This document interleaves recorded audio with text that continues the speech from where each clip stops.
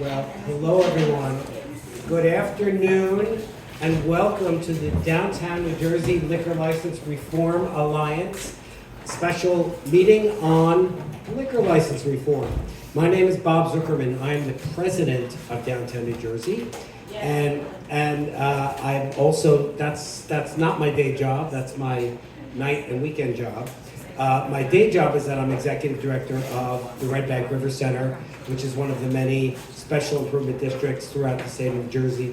Before that, I ran the Downtown Westfield Corporation, another SID, and the South Orange Village Center Alliance before that. I also was a township official. I was on the board of elected to the Board of Trustees in South Orange.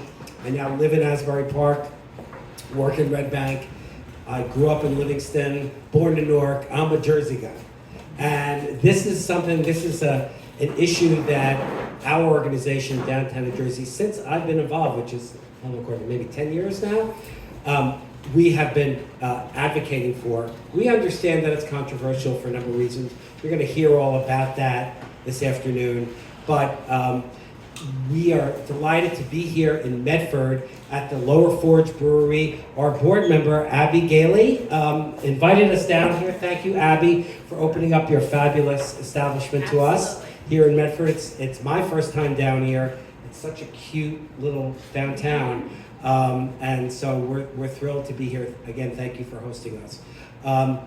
So without further ado, I'm going to introduce you to our moderator and I guess panelist as well, right? Or more moderator, but our fabulous executive director of Downtown New Jersey, Courtney Mercer.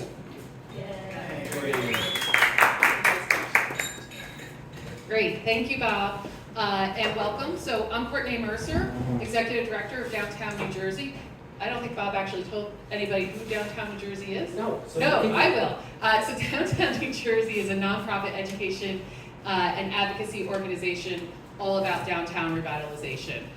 We have members, many of our members are business improvement districts and their managers, but also economic development committees in towns that maybe don't have a business improvement district, merchants associations, chambers, but then also anyone who supports downtowns, design professionals, lawyers, developers, etc. So we have a nice mix of folks. So we see liquor license reform as pivotal to downtown revitalization and really pivotal to small business development. Really, the problem with liquor license as it is today, it goes back to your economics class. It's supply and demand. There is not enough supply. There is a high demand. When you have that circumstance, the price gets jacked up. And that's exactly what has happened in New Jersey. We are seeing liquor licenses, $300,000, $500,000, $1 million plus. Who can afford $1 million plus liquor license? Either you have generational wealth, you have, you were a stockbroker, IT guy who has a lot of money, you have corporate backers. It's really hard for the little guy or woman to get into the game at $1 million prices. And that's all because there is not enough. There is not enough supply. It's driven up the price. And we are really interested in this from an equity standpoint as to who can get in and who can't, and supporting our small businesses. Because we all know that when we have a great restaurant scene, a robust restaurant scene, that drives the rest of your downtown. It's the restaurant nowadays. It's the restaurant scene that comes first. You've gotten people downtown. Now that little boutique can thrive because they've come to eat and drink and they're gonna pop in that boutique on their way in or out. And so that's what makes a holistic downtown. So we have formed, or we're helping, there was already an alliance kind of established years ago. We were kind of helped to formalize. We have the New Jersey Liquor License Reform Alliance.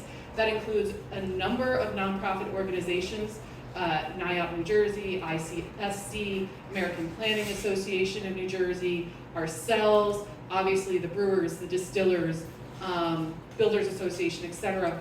All these people who support small business and want to see economic development for all, not for a small number of people.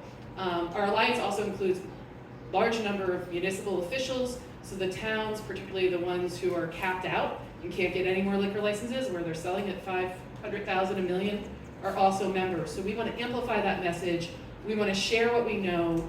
We are hoping you'll all advocate with us for progressive liquor license reform that makes a difference, that enables more restaurants to serve liquor.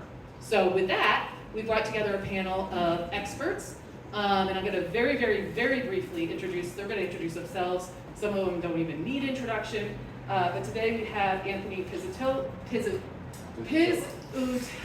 always want to say Tilly, I don't know why. Tillo, he's founder and principal of Pizzutello Public Affairs, which has provided expert legislative, regulatory, and advocacy campaign advice to corporate and real estate clients since 2006. Through his work, particularly with NIOP New Jersey, Anthony has been integrally involved with liquor license reform efforts for years, and he's going to bring a lot of that history to our talk today. Eric Orlando is the executive director of the Brewers Guild of New Jersey. The Guild represents policy interests of pioneering independent craft breweries and brew pubs in the Garden State. And the one who probably doesn't need introduction because everybody knows Janice Kovach, the mayor of the town of Clinton, a small downtown with a big reputation in the heart of Hunterdon County. Like many small town mayors, they're hampered by population limitations on liquor licenses, and she welcomes reform to help her businesses, small businesses, and to expand economic development opportunities in town. And so we are going to have Anthony kick off this afternoon's discussion. Great. Courtney, thank you for inviting me, and good afternoon, everyone. I don't know if We're using this because we're recording. Oh, We want to okay. be able to pick it up. Let me just start by telling you that my firm has been representing the commercial real estate industry for at least 25 years. And so, obviously, being a student of the legislature on economic development, you get to see, obviously cycles and how cycles affect whether or not it's residential or non-residential, warehouses as we're seeing now, correct? And the market obviously changes because everything changes. And I'd say about 10 years ago, my members who are specifically office and industrial developers began to transition to mixed use because you really, don't want to see segregated uses in place so that we don't no longer have commercial concrete canyons, but we have, destinations where people can live, work, and play. And interestingly, what they finding were that basically in New Jersey, they weren't really looking for restaurants that were national chains because people are chained out, just like we're in some ways retail now, right? And retail is transformed. And what they were finding, what was really driving, especially infill urban redevelopment, were these niche small restaurants where creative people coming right out of culinary school with great ideas and putting forth all different types of cuisine that were really driving those retail markets in their mixed use projects. And so just to be totally transparent and honest, I represent property owners. I don't represent individuals who own licenses. I represent individuals who rent out their space to tenants, to commercial tenants. And what is most important to them is that they have credit-worthy tenants. And as we all know, as a restaurant owner myself, not in this state, that restaurants have a high failure rate. And lo and behold, if restaurants had a liquor license, that certainly would assist in making them successful, provide longevity, and most importantly, credit worthy. Again, I'm being totally transparent and honest with you here today. So what we did is we did a number of studies. We started looking into the process, and we determined that there was an inordinate amount of inactive licenses in concentrated, predominantly depressed areas, and where you had growth areas, there was a significant demand. a significant demand that basically allowed for the purchase of licensing running from 2 million plus in Milburn or Essex County to roughly to super depressed areas of $10,000 because of the lack of demand for those licenses. And that seemed to be a problem. And then when we looked at it, what we did is we commissioned two consultants. We commissioned a private consulting out of Manhattan to look at comparative data on consumption rates as well as values related to in counties that had comparable demographics to New Jersey. So we're not talking about Manhattan or Brooklyn or Queens. We're talking about Suffolk. We're talking about Nassau. We're talking about Rockland, Westchester. So they basically demographics that emulate New Jersey. And what we found was surprising. What we found that, as a result of the restrictions in licensure in New Jersey, there is a consumption rate that was significantly less than consumers in those particular towns. And in addition to that, what we found that in the event that we pursued, and what we done, we modeled the 2016 Assemblyman Bersacelli bill, which created a permit program that would be a non-asset program, permit program that would be established at the local level. And so what we did is we did a fiscal impact, and Rutgers did that fiscal impact for us. And we showed obviously what everyone in this room, I would think, and that there would be a significant economic impact. And what we did is we created legislation that created the permit program that was severely limited compared to an asset license, so that we would show the difference, and it would be non-transferable, and it would be valueless. But in any event, it would provide for the affordability for these new small businesses to enter the market to provide service at the table, no standing bar. In addition to that, what we did was we eliminated the requirement that there would be a 200-foot buffer away from any school or church, because if you look at any downtown in New Jersey, there are certainly churches and maybe some schools, so that was not useful. And then what we did is we modeled that legislation, and we found that there would be a considerable fiscal impact to the state, upwards of maybe $200 million a year in new gross revenues, as well as thousands of new employees and new businesses that would be established. So what Assemblyman Bersacelli did with that legislation is he took it to the Office of Legislative Services, and he had them re-examine it. And what they did is they did their analysis, and they did a certification in 2016 of both aspects. They did two things. What they did is they looked at the fiscal impact, and they found their numbers were not as high as ours, but nevertheless they were high, okay? So that demonstrated that there was a magnitude of impact. And then secondly, what they did is they looked at the degradation, like we did, of the existing assets for those license holders. And we figured over a 10-year period it would be about a $210 million diminution of assets for license holders. Their Office of Legislative Services brought it down to about $160 million. Nevertheless, it's a correction, it's a change, and there's an impact.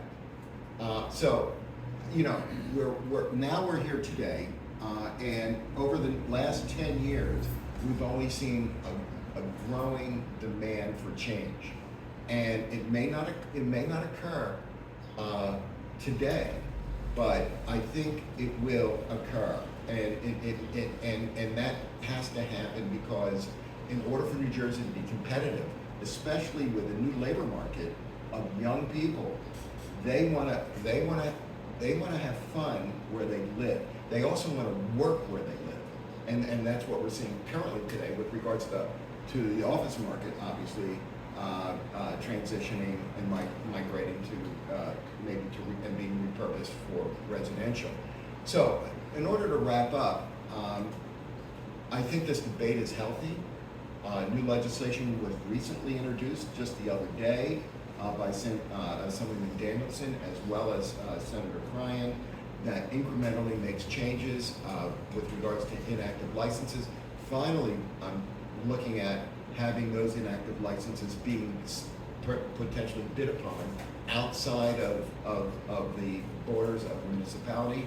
And I think we're thinking in the right way. You know, politics is an art of compromise. I think we have to be respectful of the culture that exists, but the culture has to change. And the restaurants that have liquor licenses can no longer suppress the restaurants that do not have liquor licenses if there is an opportunity for them, even if that opportunity is incremental in order to allow them to advance their business in New Jersey, as well as revitalize main streets and redevelopment areas. So with that, thank you, Courtney. Pass this on to Eric. Thanks, Tony, for that.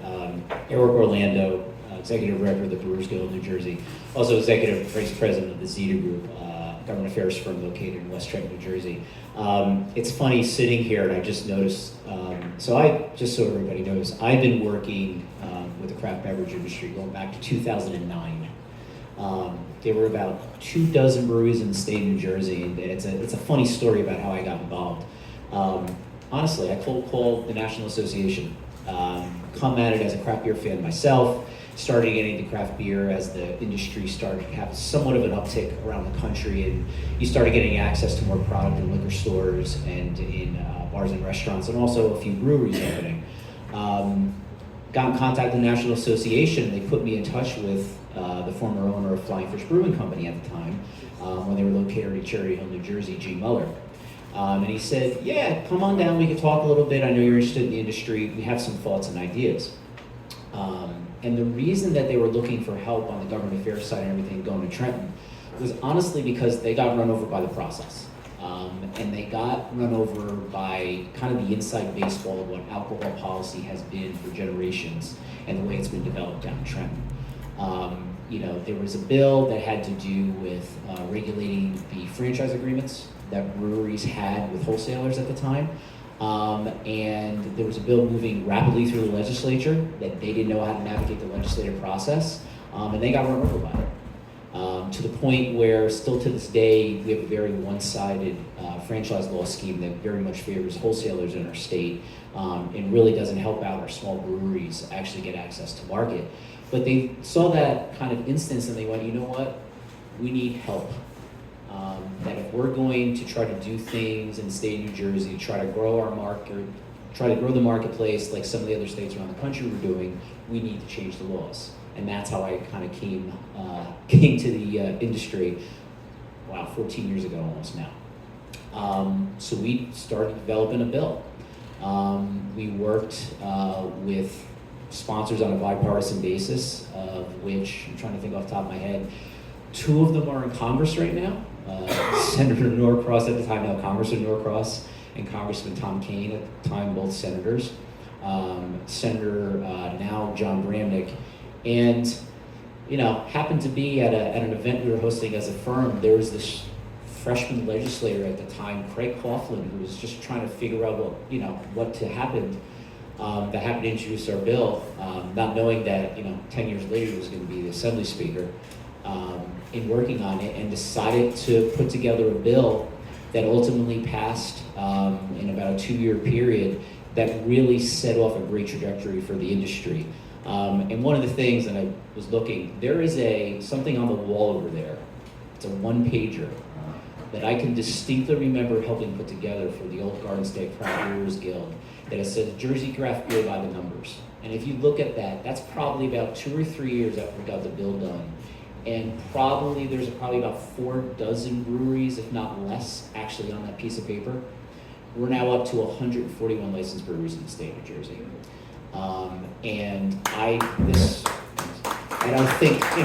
I think maybe Medford could consider like Brewery Town, New Jersey. I think I could throw a rock and maybe hit 3 of them on this street alone.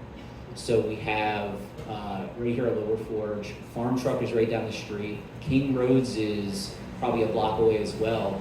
And there may be another brewery opening here in town in Medford in the next couple of years. I think they're finalizing right now. That I think the town alone will have 4 breweries within it. And I might be missing 1 or 2, but I know at least there will be 4 here potentially in Medford, which is a great thing to happen. Breweries are drawn to towns like this. They love foot traffic. They love local businesses. They love local restaurants in close proximity where they can send customers to have food and enjoy the downtowns. Mayor Kovacs, where I was just chit-chatting, and I think we've kind of went down these lines. Towns want breweries. They know that customers, the folks that they want to draw to their downtowns, they want those types of destination locations that reflect the best in our communities. So ever so often, I am contacted by local mayors and local developers saying, I want to get a brewery. The problem is the history of the regulation and the pushback on the industry ever since the law got signed back in 2012. We have had many fits and starts in terms of trying to get a kind of a regulatory framework in terms of what a brewery can and can't do. It's now lasted over 2 administrations. I think now we're on our 5th ABC director since the law got signed, which I think was a record for that agency because typically ABC directors have lasted a long time. And now we're on our 5th. And we've had several different levels of guidance. Think we're gonna get regulations, maybe have some type of guidance document. Everything really came to a head though, and some of you might know this already, back in, I think it was September 2018, where former Director Rival had issued a first special ruling on the industry that really tried to set some parameters on what breweries could not do based on their interpretation of what the law said and what they thought breweries should be allowed to do. There was an enormous amount of pushback to that first iteration of the special ruling, a lot of which, by the way, Lower Forge and a lot of other breweries down in this area of the world had a lot to do with, where there was many, I think, of 30,000 or so signatures that were sent into the governor's office and legislators around the state to say how unhappy were they putting these different types of restrictions on breweries.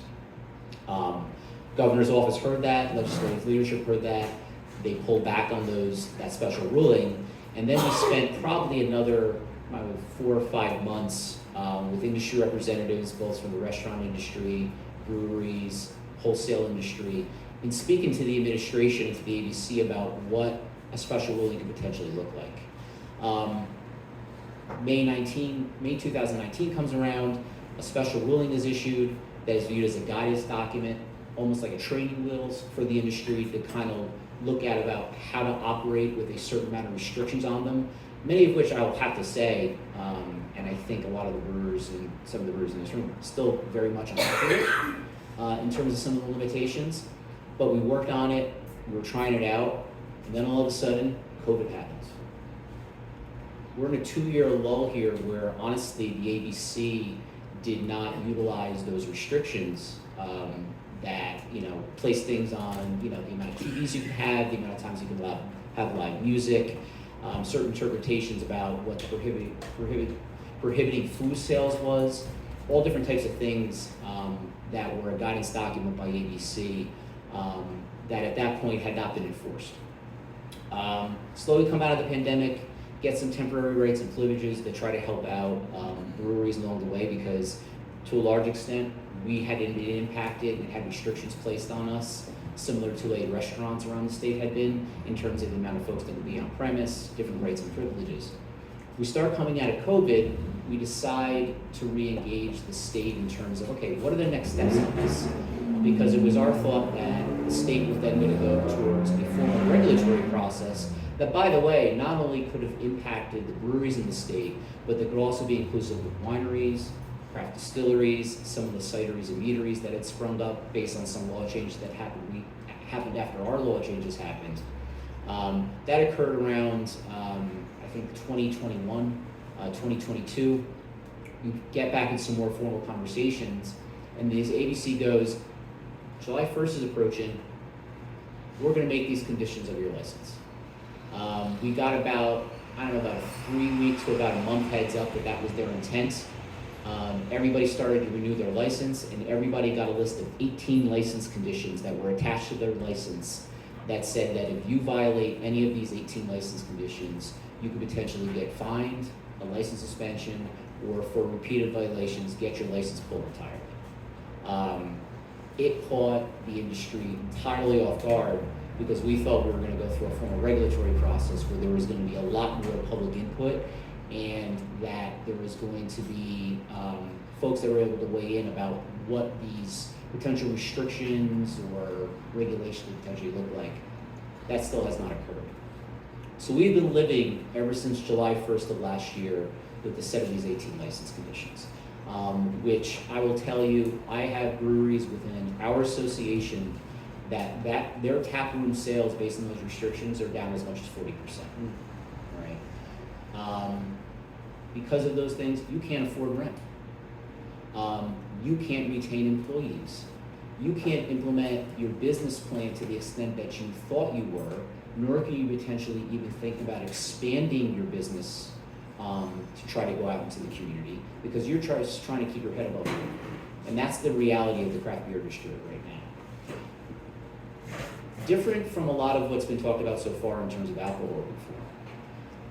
The issue of alcohol reform, ever since I started working in alcohol, has been talked about. I'm sure this goes back generations to when my grandparents were, and by the way, just for full disclosure, my grandfather owned a bar, okay? He got out of the bar business back in the 1970s, and I will say this, his operation of his bar and him selling his business helped me go to college, helped my parents buy their first house. It's undeniable that there's a lot of investment in that industry that has a lot of generational impact, and I'm an example of that. The difference is, though, is that unlike a lot of things that are being talked about in terms of the changes, they go back generations. We have 6 weeks as a beer industry here in the state of New Jersey before the ABC reinstitutes these license conditions for another year. And I don't know how many members that I'm gonna have left if we're sitting here a year from now able to contend with the same level of restrictions they have now. So that's why our industry, through downtown New Jersey, working with the governor's office, other legislative sponsors, are working on legislation to try to once and for all really delineate what the rights and privilege are of breweries in the state of New Jersey by actually opening back up the statute and saying in black and white terms, this is what a brewery can and can't do. What we're also trying to do is, because of all the debate and honestly bickering amongst license holders and folks that are trying to change the law, that we have to break ourselves out of this, honestly. Being that we do have this clock ticking until July 1st, the legislature is going to go on an extended break way past election until the lame duck cycle, is that time now is really of the essence to change these laws, so that whether it be through something that the governor is pursuing in terms of legislative package that he announced in the state that he's advocating for, or the other bills that have been introduced in reaction to the license conditions that got implemented last year, we need something to happen sooner or later. So I know our group, and I know working along with the Brewers Association here in the state of New Jersey, I see Todd here from the New Jersey Brewers Association as well. We're trying to advocate for a bill to break out the brewery industry issues so that we can get something going into the governor's desk by the beginning of the summer. And that's really our top goal right now. We've put a lot of other things that we'd love to have as an industry to the side, because it doesn't make sense to move those things now if we're not going to have a functioning industry and a functioning regulatory structure to actually be able to use those privileges within. So I love to talk in forums like this because our issues are so very unique, and this is really, the essence of what we're talking about is alcohol reform. It's reacting to the consumer, it's giving small business a chance, it's tourism, it's local agriculture, it's working in local business, it's everything summed up into one. So I really appreciate this opportunity, and I'm happy to speak more about the issues. Go ahead, Jen. All right, thank you. And thank you for having me, Courtney, and good afternoon, everyone. I know all about the breweries. Every time I walk into one, I get yelled at. We're doing our job. You're doing your job. So New Jersey has 564 municipalities. Just about 300 or so have less than 10,000 in population. And right now, liquor license is only 1 per 3,000. I'm in a town of 2,700 residents, so technically I don't get a liquor license. I have one because the restaurant has been in business since the 1700s. That restaurant goes out of business, that liquor license goes away. I have a liquor store and I have a hotel that has a liquor license. The hotel is now going to become an assisted living, so I no longer have that restaurant liquor license. Towns like mine, and I have a main street, I'm small. My main street is literally one block. I probably have 6 or 7 restaurants. We are right on the river. We have the Red Mill Museum Village, which is the most photographed location in the state of New Jersey. I will put that out there. And I don't have the ability for liquor licenses for my small businesses. We all know restaurants, and every one of my businesses are family owned. They are not large corporations, which a lot of our small downtowns like Medford are family owned businesses. And the ability for them to be able to get a liquor license. We did a roundtable with the governor in Clinton. And the support that we had, not just from the residents, but from the business owners themselves, we know that the margins on food, they're not making it and growing their business on that. They grow their business when they're able to sell liquor. And whether it's just beer and wine, or if they have a full bar, those are opportunities for our small business community, that economic development. We're right off 78, so I have a lot of people that will come from New York on their way to Pennsylvania. We are that crossroads on 78. And everyone coming from New York and Pennsylvania comes in, they'll stop in Clinton and thinking they can get a drink at the restaurant. And we gotta point them to the liquor store down the street. That's not the answer.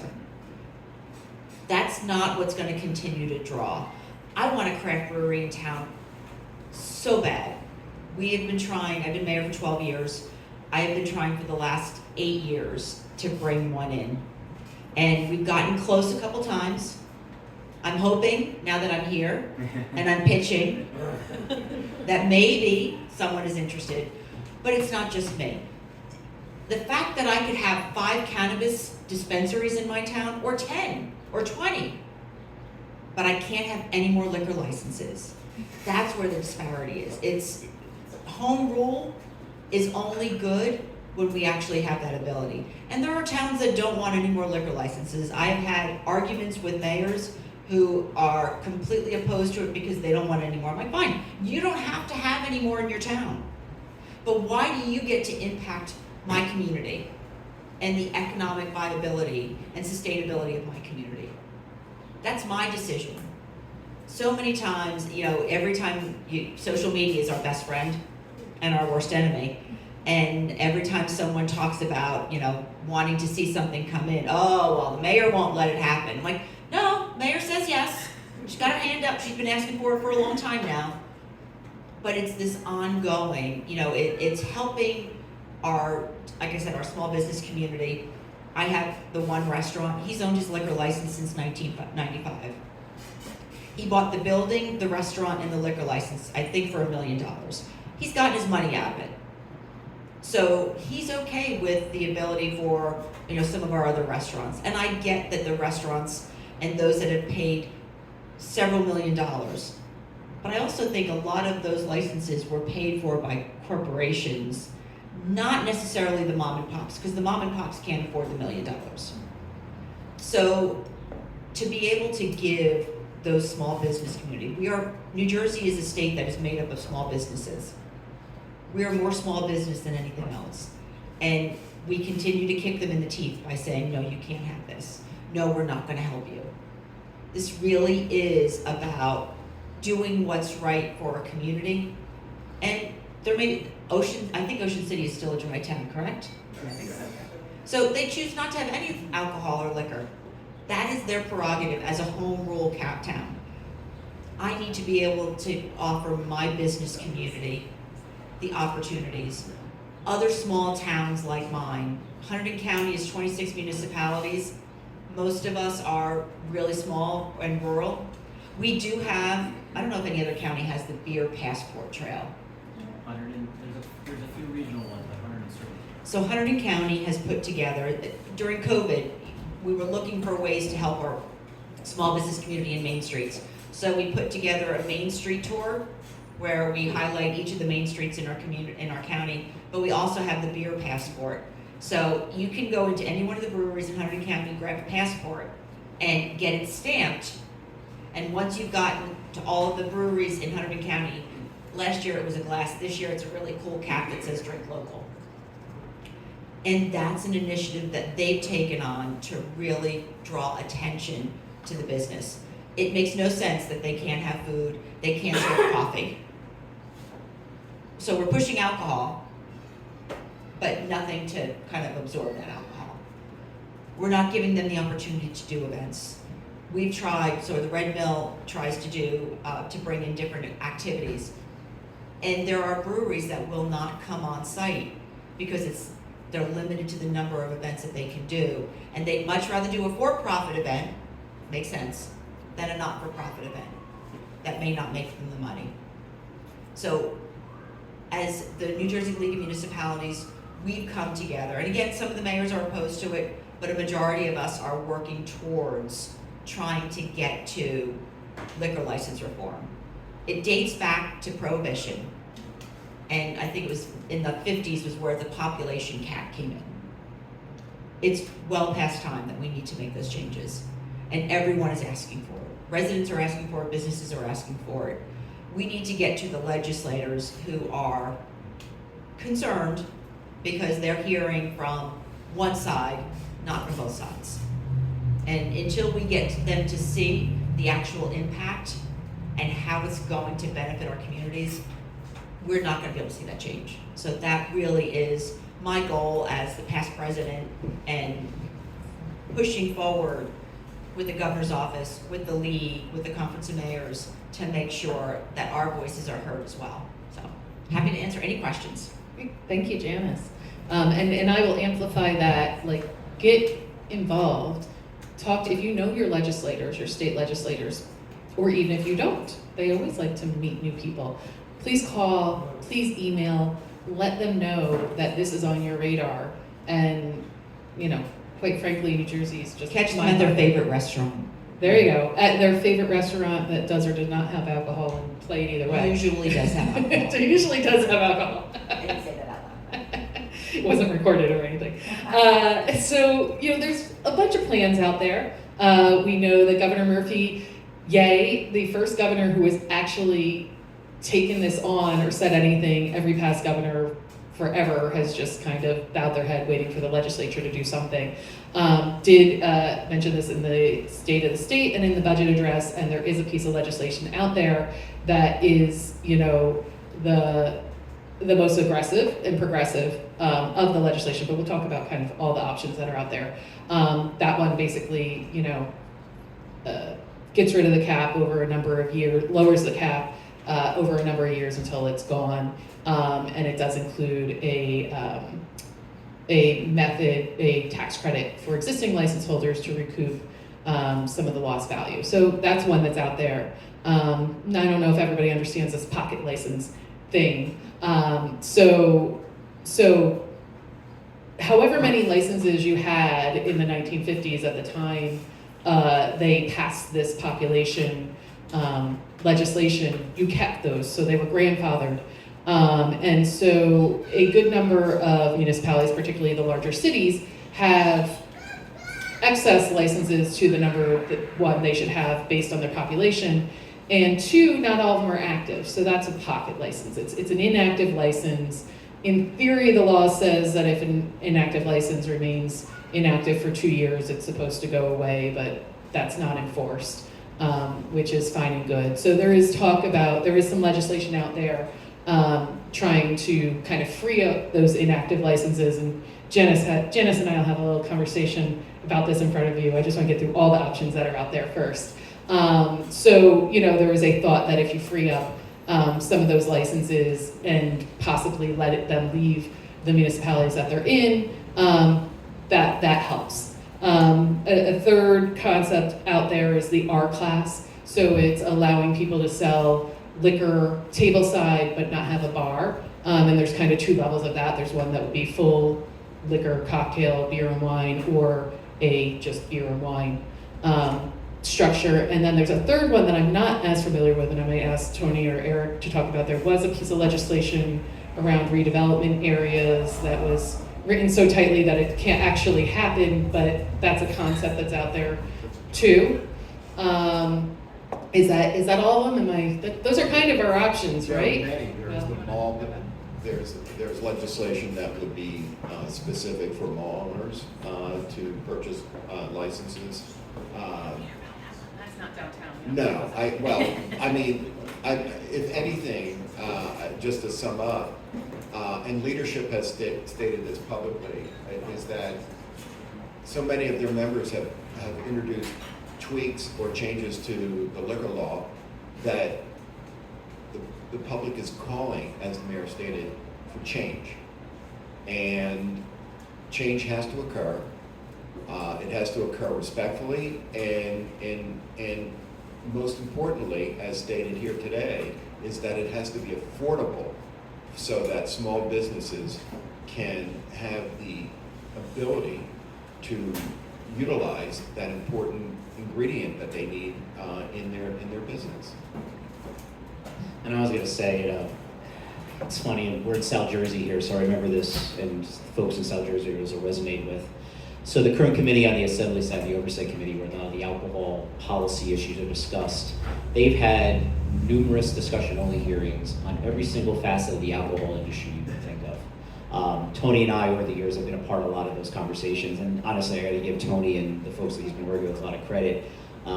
The Berzacelli bill that he spoke about, I think, spurred a lot of this discussion in terms of what the governor's proposal and a lot of different aspects are out there. That kind of really put some great data into the conversation that folks could rely upon to say that, you know, there could actually be some positive economic change if we actually revise a lot of the alcohol laws of our state. But as I'm going back to the South Jersey angle on this, my first time actually testifying in a discussion-only hearing forum on anything that had to do with changing craft brewery laws and revising them once again was the day of the Eagles Super Bowl parade back in 2018, right?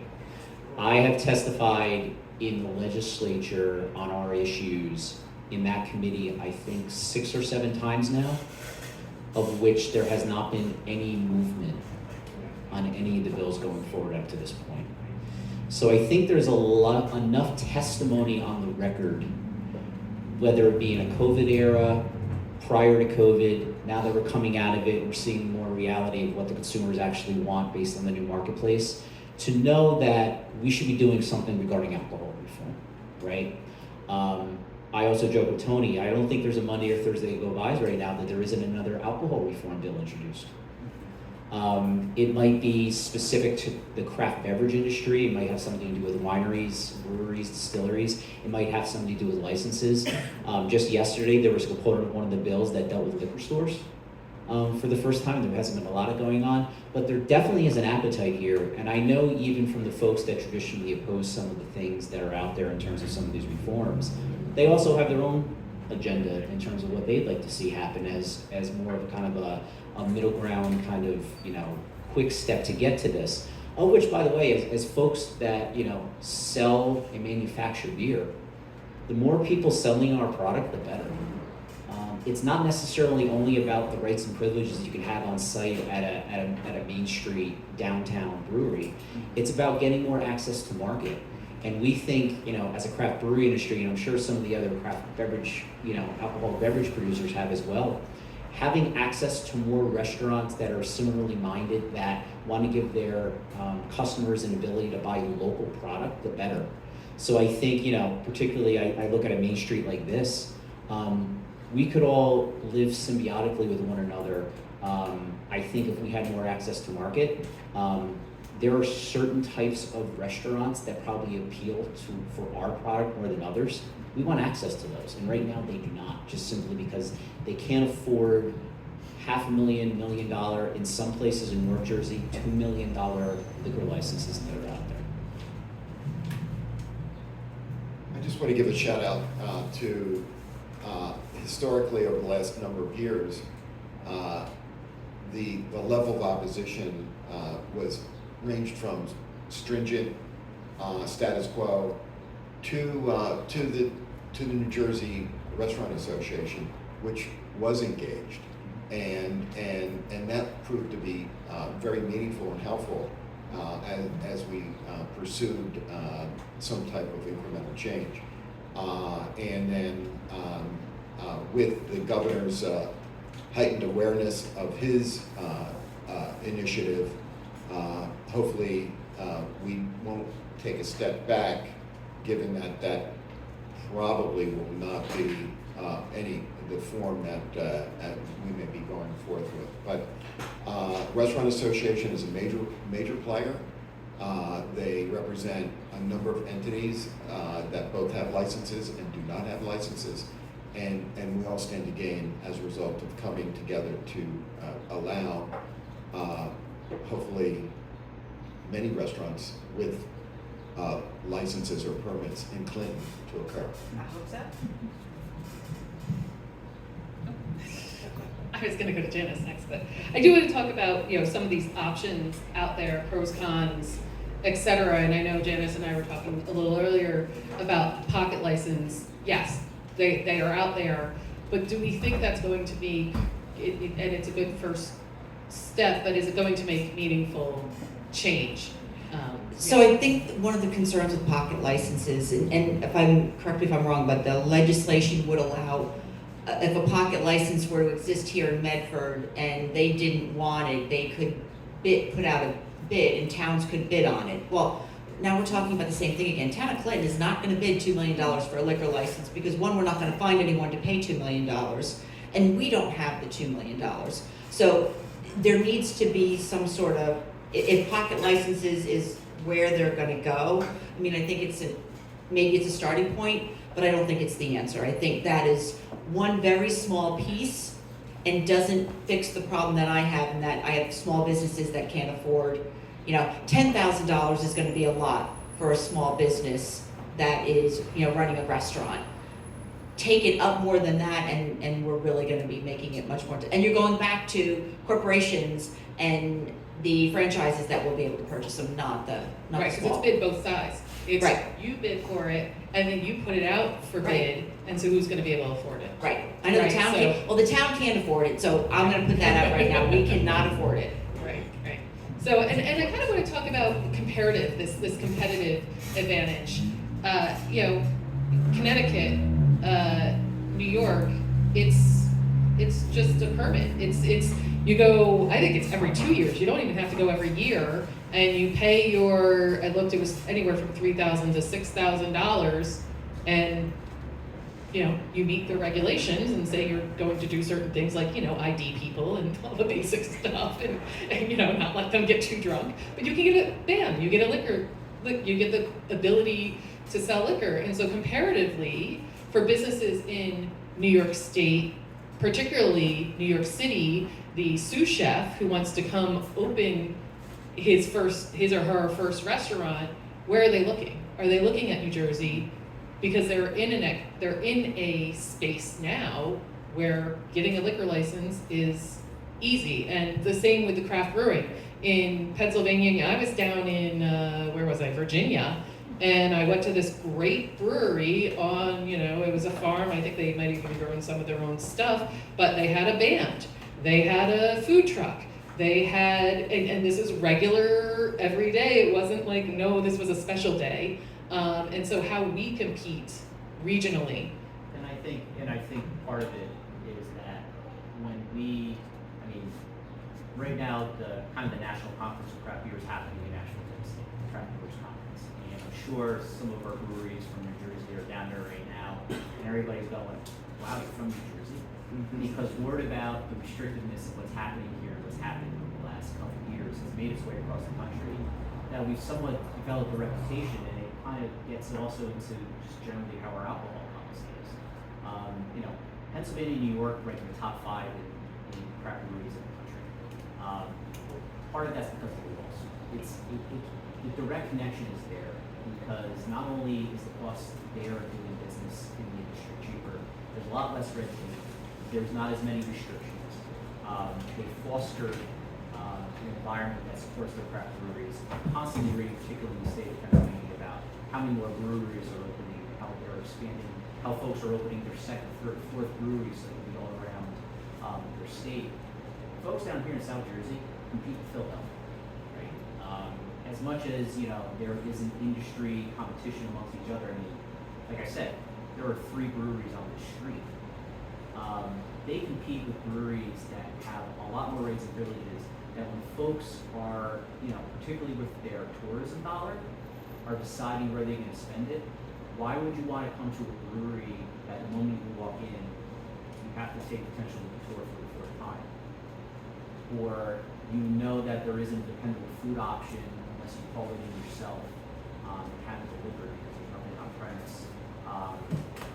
How, on a Saturday night, the Sixers are playing, it might not be on television. I mean, those types of things get into the consumer's mind, and I hate as sometimes an advocate for the industry, and always talking about all the negative aspects of going on with it, but the reality is we have to, because the word has to get out and we also have to find a change, and that's, at this point, it's the only way to do it. I just want to rattle off some stats. Let's see. New Jersey trails New York in number of restaurants per capita, and both New York and Pennsylvania in the number of drinking establishments and number of active licenses per capita. With 140 craft brewing establishments, New Jersey ranks 45th in the nation in breweries per capita. And like Eric said, New York and Pennsylvania rank in the top 5 in the craft beer economic impact, and then also Vermont and Maine are in the top 5 in per capita economic impact. That's 4 northeastern states that are doing far better than us. And then don't forget craft distilleries. There's only 36 in New Jersey, 199 in New York, 156 in Pennsylvania. Clearly something's wrong. And I'll add too, I mean, And we have a lot of income here. and at this point, we seem to be the guinea pig in terms of the reaction by regulators in terms of what should and shouldn't happen at a place like this. It's only a matter of time, and for their sake, I hope not, that the distilleries are dealing with issues like this. The wineries, to a certain extent, already have. As those industries grows, there will likely be a reaction similarly to those industries, where I could see a day where, while they're in lockstep with us on a lot of different issues, there actually is a clear present danger where they actually have something placed on them that they have to fight back against. So it's 4:25. I was about to do that. Do we want to open this up to, and this is questions, this is sharing, this is a happy, safe space, although note that you are being recorded.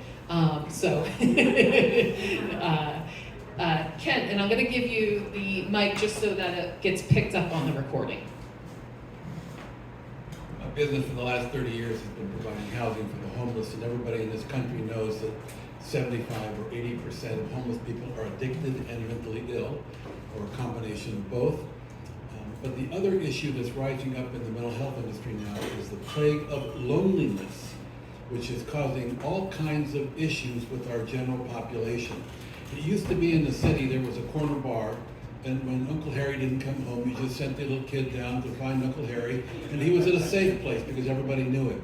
But he had people to talk to. So I think one of the tools in your tool belt should be the psychological health of our communities, where people can go and sit and talk rather than buy it at a liquor store like I do and take it home and drink. And then, fall asleep during a Sixers game and wake up the next morning and find out that they lost by 1 point. So, that's another aspect of how a microbrewery can be an enhancement for a community, not just for the economics of Main Street, which I'm a part of Main Street, Mount Holly, but for the general mental health of the community as well. You're not going to increase alcoholism by having a brewery in your town. You will just displace it from where it's consumed. And I'll add some things to that, because it's funny. There is still, coming out of the pandemic, a lot of kind of pent out demand and appetite for getting back out there and going out to dinner or going to your local brewery. If anybody experienced it, and I mean, we all developed a much higher tolerance for weather and eating outside over the course of the pandemic, with all the different parklets and things that happen. And for communities like this, it's been absolutely great. I'll give you a story, and folks down in South Jersey recognize this. So, and I know this because my wife grew up there, Connepiton, New Jersey.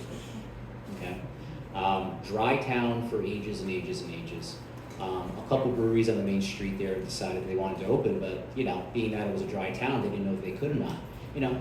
the town took a chance and allowed 2 breweries to operate, and it was a great draw for the local community there, that it got them to the mindset, like, maybe having a restaurant with alcohol in it isn't a bad thing. And they actually issued their first liquor license for the first time. And it's a very successful business. Now I have to say, and this is the kind of the interesting part of it, those 2 breweries in Pittman have since closed. Some in part to some of the restrictions that are actually in place now because of that. We recently had a brewery, Kelly Green in Pittman, that had been on their second location in the downtown, closed up shop about 2 months ago. So now it's come full circle there, that really the breweries and alcohol in the community are really the test case. And now no longer are there, and we have a successful restaurant downtown. Next. Hi, you guys are great, thanks so much for having us here. What do you know about tax credits? Our township, we're from West Orange in Essex County, and we're definitely split. There's folks that want liquor reform, and then some of the bigger restaurants and hotels that don't want anything to do with it. What's the soundbite on tax credit?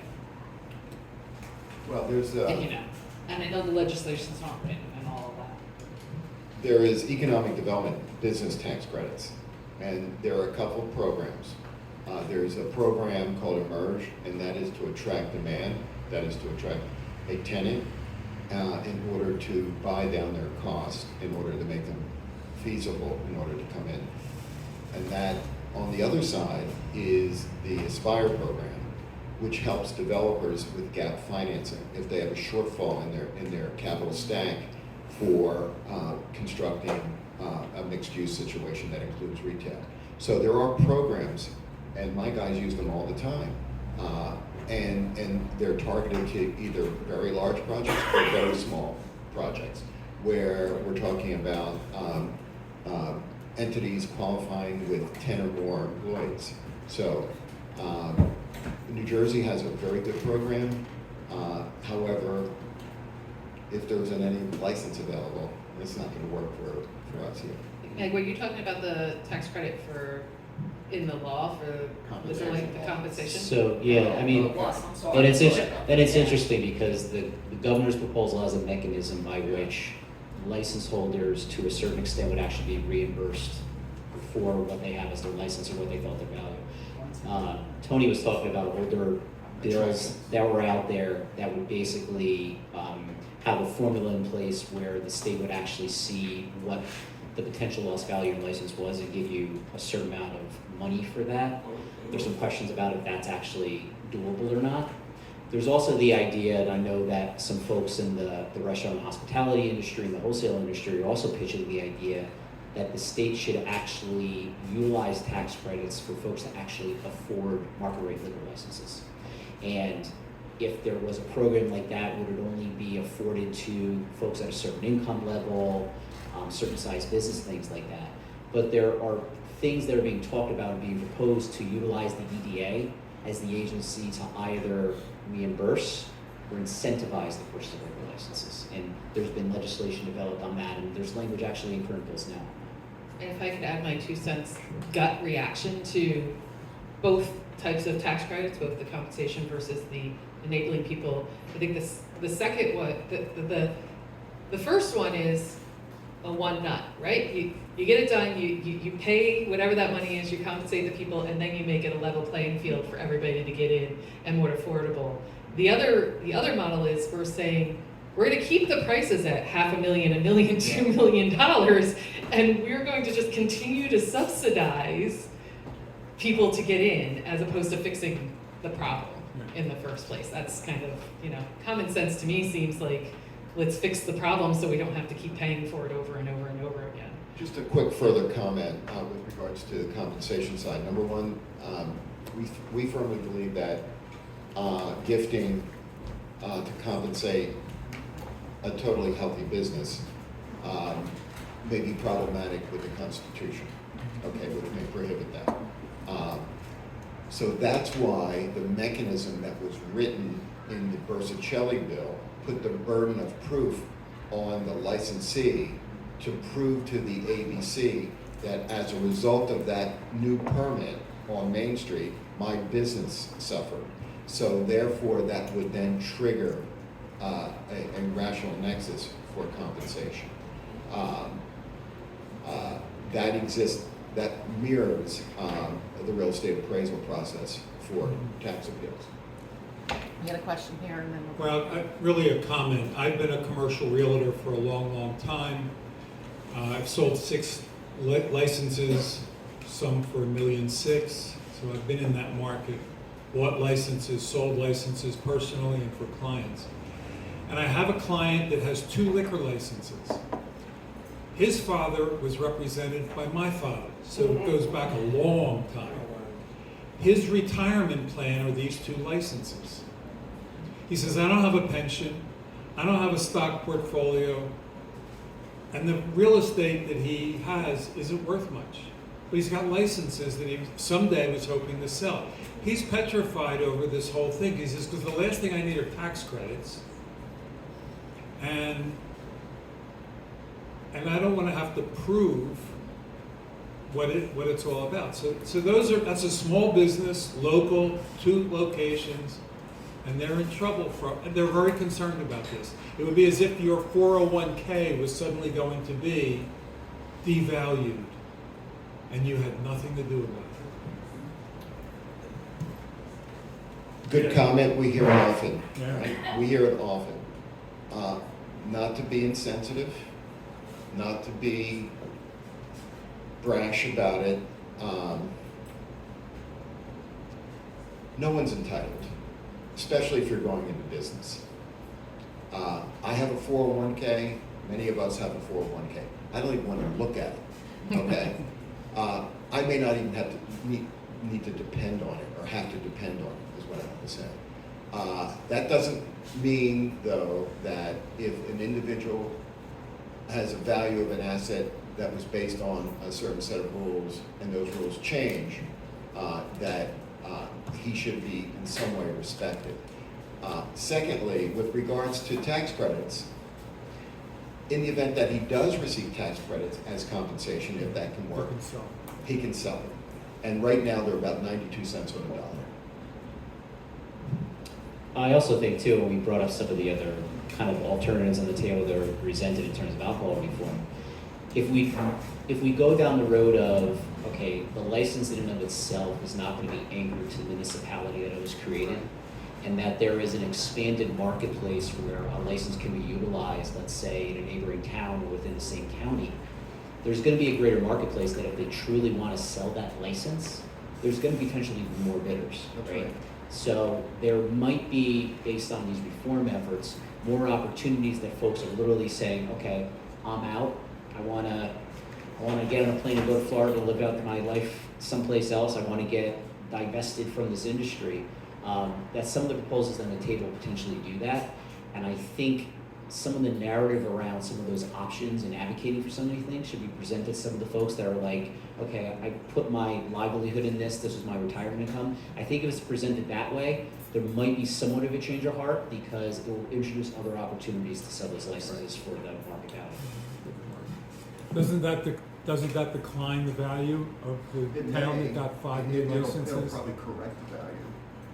Because remember, the value right now is artificial. It's artificial.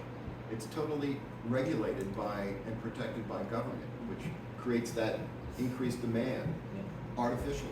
And I know Tony probably has a greater appreciation behind this, but if you have a license yet there isn't a market where it is it worth anything, right? But if there's an opportunity in a neighboring town where there's actually something being developed or somebody that wants to open a business and is willing to pay for it, that's the true value of the license. Sure. So giving more options to the license holder to be able to sell it where there's actually a want and a need actually gives value to that license in and of itself. had a back. Hi everyone, Carolyn Hill from the Governor's Office. So would love to talk just a little bit about the Governor's proposal and the legislation that is out there. And thank you to Downtown New Jersey for hosting this event and having us all here. And I did want to start off and really echo what Courtney had said at the beginning of this panel, which was, what is the root cause or what is the issue with New Jersey's liquor licensing system? And that is a cap on on population, this arbitrary cap from prohibition or days that limits the supply of licenses in the market in New Jersey, and that's what significantly drives up prices.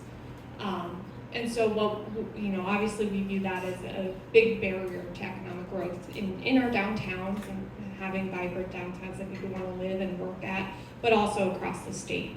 And we've seen this exacerbated during the pandemic. We know how important those profit margins are on liquor sales for businesses to be sustainable and to bounce back. And we want to make that available to all businesses. I think the second real barrier for economic growth is equity. What we have seen play out is that larger chains and larger businesses and corporations are the ones who can afford those multi-million-dollar licenses, and not our small businesses and new businesses that want to start. And then finally, competitively, again, as was brought up today, we know that businesses do not want to open in New Jersey. They go across the river to New York or Pennsylvania because they know they will not be able to get this liquor license. So all those reasons combined, the governor put together this proposal that has a couple of key features.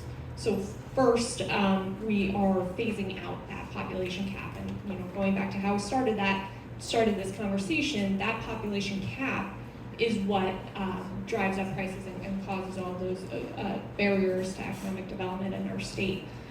So we propose introducing, a limited number of new licenses every year over a phasing period of 5 years, gives folks a runway to plan for these changes, to sell if they so desire, but to really moderate and stagger the number of new licenses, so we're not, devaluing a license at the start. The second key piece of this is, and as the mayor spoke to this, we are maintaining the local control process and leaving that at the discretion of the local authority. The main difference here is there will no longer be, after that phase-in period, that arbitrary cap set by the state. But really, local communities can decide whether or not they want to issue these new licenses. Additionally, I did want to point out that the bill does remove these restrictions for breweries and distilleries, and this is one of those key areas where we lag our neighbor states, and a clear indication of how these policies really limit our economic growth across the state. The proposal also includes the tax credit, which I know we just touched on, for existing license holders to help mitigate any of these impacts. And then finally, we do also deal with inactive licenses in the bill, allowing the local municipality to review and approve any requests to either extend an inactive license or not. And then if the decision is made not to extend that inactive license, it can be repatriated back into the community.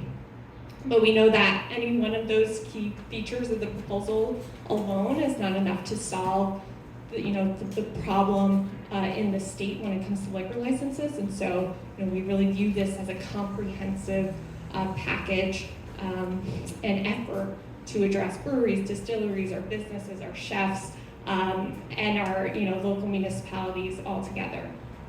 And then finally, I would just say on the economic impact, we looked at this a lot to see how significant the impact will be to our communities if we were to move forward with this proposal, and it is significant. We're talking $10 billion over 10 years into the state's GDP, 10,000 jobs every year, and $1 billion to $2 billion in state and local revenues. So just wanted to sort of clarify. I know we had talked about the governor's proposal, but wanted to put the facts out there on what's included in the proposal, and would love to chat with anyone who's interested. Thanks, Carolyn. Did you? Hi, Chuck Garrity from Death of the Fox down in Gloucester County. We're a craft brewery.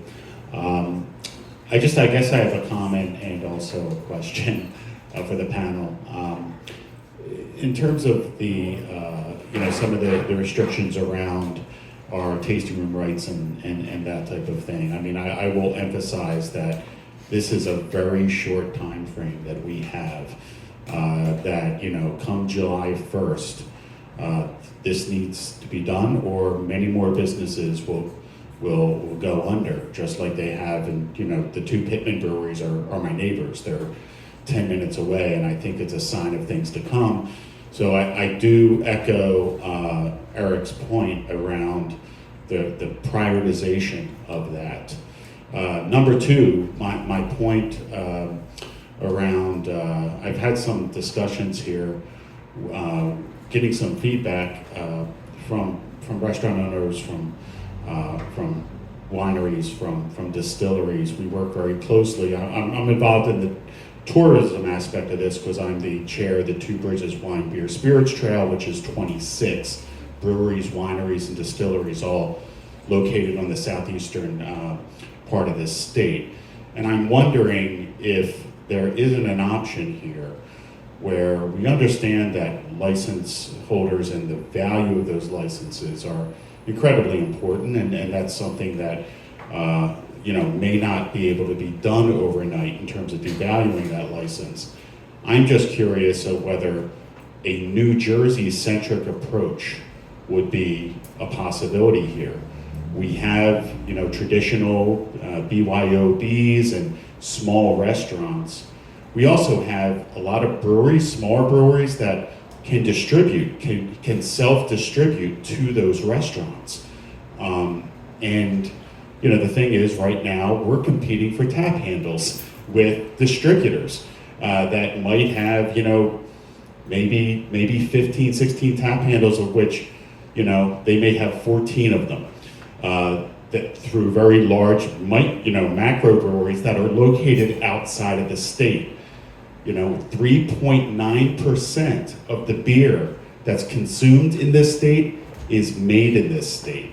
So think about that. 96% of the beer is consumed in this state is outside. So I'm wondering whether there might be an option where these small restaurants can have a New Jersey only license. We have enough breweries, wineries, and distilleries now where we could potentially